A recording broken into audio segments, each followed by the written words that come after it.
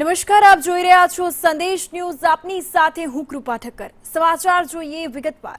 તો થરાદ પંથકમાં આકાશી આફતે તબાહી મચાવી દીધી છે. આ સાથે જ 10 ઇંચ કરતા પણ વધુ વરસાદ વરસ્યો છે, જેને કારણે ચોમેર ખેતરો પાણીમાં ગરકાવ થયા છે અને બેટમાં ફેરવાઈ ગયા છે. ખાસ કરીને નાગલા અને ખાનપુર ગામના ખેતરોમાં 3 ફૂટથી વધુ પાણી ભરાઈ જતા ભારે નુકસાન થયું છે અને તારાજીના દ્રશ્યો પણ સામે આવ્યા છે. મુશળધાર વરસાદને લીધે મગફળી, કપાસ અને એરંડાનો ઊભો પાક સંપૂર્ણપણે બરબાદ થયો. વાવણી સમયે ઉપયોગમાં લીધેલા મોંઘા દાટ બિયારણ અને ખાતર પાણીમાં ધોવાઈ ગયા. ખેડૂતોને મોટું આર્થિક નુકસાન વેઠવાનો વારો આવ્યો છે, જેથી પાયમાલ થયેલા ધરતીપુત્રોએ સરકાર સમક્ષ નુકસાનીનું યોગ્ય વળતર આપવાની માંગ પણ કરી દીધી છે.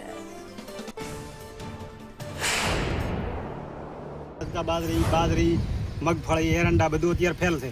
શિયાળુ સિઝનમાં અત્યારે નેકળાની પાણી નિકાલો ના થાય. શિયાળુ સિઝન પણ પીએ એમ નથી. અમારે ચોમાસું ફેલ થાય, શિયાળુ સિઝન ફેલ થાય.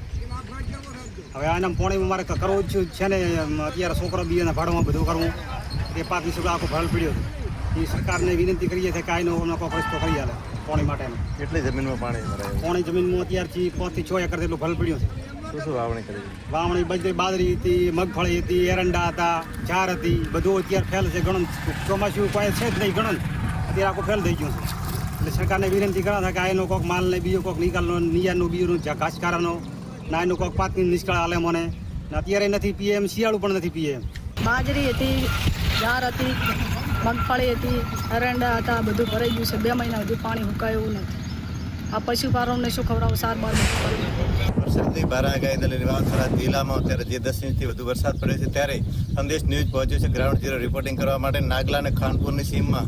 જે મારી પાછળ તમે જોઈ શકો છો તે ખેતરો છે, તે ખેતરો બેટસમાન ફેરવાઈ ગયા છે. ખેતરોની અંદર જે પાક છે તે આ પાણીની અંદર ડૂબી ગયો છે. ખેડૂતોનો જે જિંદગીની જે કમાણી હતી તે અત્યારે આ ખેતરની અંદર વાવેતર કર્યું હતું. તેની અંદર જે ખેડૂતોનો મહામૂલો પાક હતો તે જે મગફળી છે, એરંડા છે, તમામ અત્યારે જે જે મહામૂલો હતા, જે પાક હતા તે વાવેતર કર્યો હતો, તેને લીધે જે પાણી ફરી વળ્યું છે તે અત્યારે ખેડૂતો અત્યારે ભારે મુશ્કેલીમાં મુકાઈ ગયા છે. ખેડૂતોની હવે એક જ એવી માંગ છે કે અત્યારે જે ખેડૂતોની એવી માંગ છે કે અત્યારે જે વરસાદી પાણીનો નિકાલ કરવામાં આવે કાયમી ધોરણે, અને અત્યારે જે ખેડૂતોની એવી માંગ છે કે સરકાર દ્વારા જે નુકસાન થયું છે તેનું વળતર આપવામાં આવે.